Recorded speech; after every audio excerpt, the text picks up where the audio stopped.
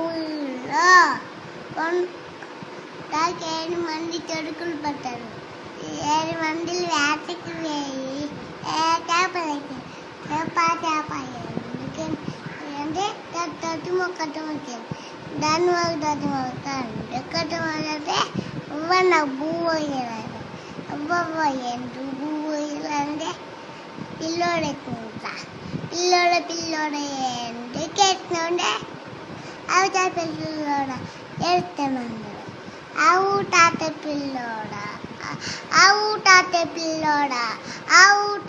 పిల్లోడ ఎందుకు ఎడుతుందంటే ఆవు తాత పిల్లోడు లేదంటారు. ఆవు తాత పిల్లోడు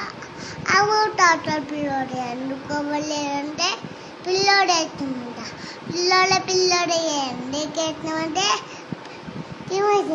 తిమ ఎందుకు బంగారు తెలియతే పుట్టన్న